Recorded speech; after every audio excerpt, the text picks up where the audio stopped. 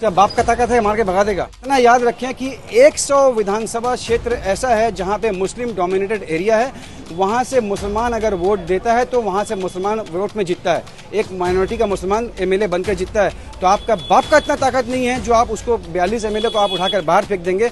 पूरे रमज़ान का वक्त और रमज़ान तक अगर उन्होंने, ईद तक अगर उन्होंने माफ़ी नहीं मांगा लिखित में स्पीकर महोदय से कि मैंने जो कहा है वो गलत कहा है, मैं अपनी बातों को वापस ले रहा हूँ, तो रमज़ान के बाद में खामियाजा उनको भरना पड़ेगा।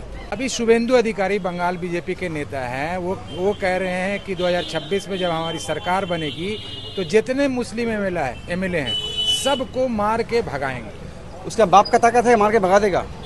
जिस एक एमएलए को, चाहे वो किसी पार्टी से हो, तो वो जीतता कैसे है? एमएलए तमाम आवाम उसको वोट देता है, उस विधानसभा क्षेत्र से तमाम आवाम उसको वोट देकर जिताते हैं। और उस पगला का इतना हिम्मत है, वो मेंटल साइको आदमी हो गया है, वो साइको का इतना हिम्मत है कि 42 मुसलमान एमएलए को विधानसभा से मार के भगा देगा 2026 में इलेक्शन के बाद में। लेकिन जो हमारे ऑनरेबल एमएलए जनाब फिराद हकीम साहब और जो हमारे ऑनरेबल एमएलए हुमायूं कबीर साहब, जो उनको 72 घंटा का टाइम दिया है, वो 72 घंटा एकदम वाजिब है। और 72 घंटा के अंदर में उन्होंने अगर लिखित में अगर इस चीज़ के लिए माफ़ी नहीं मांगा तो इसका खामियाजा शुभेंदु अधिकारी को अब से भरना पड़ेगा 2026 तक का।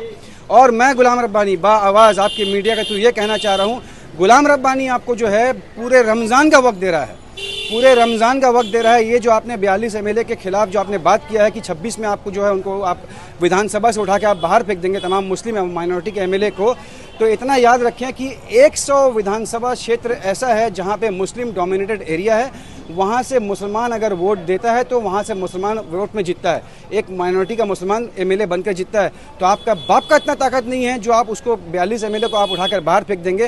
लेकिन इतना याद रखें, जो अभिषेक बैनर्जी ने जो कहा था, कि अभी तो हमने एक खिड़की खोला है, अभी तो मैंने एक खिड़की खोला है तो इतना परेशान हो गया है। अब मैं हमारे लीडर अभिषेक बैनर्जी को ये कहना चाहूँगा कि आप दरवाज़ा आप खोल दीजिए, अब आप दरवाज़ा खोल दीजिए, तब आप देखिए कितना टोकरी में भर भर के एमएलए जो है बीजेपी का जितना आ चुका है, वो बैलेंस भी आ जाएगा। 2026 में हो सकता है कि वॉकओवर हो जाए, इलेक्शन ही ना हो।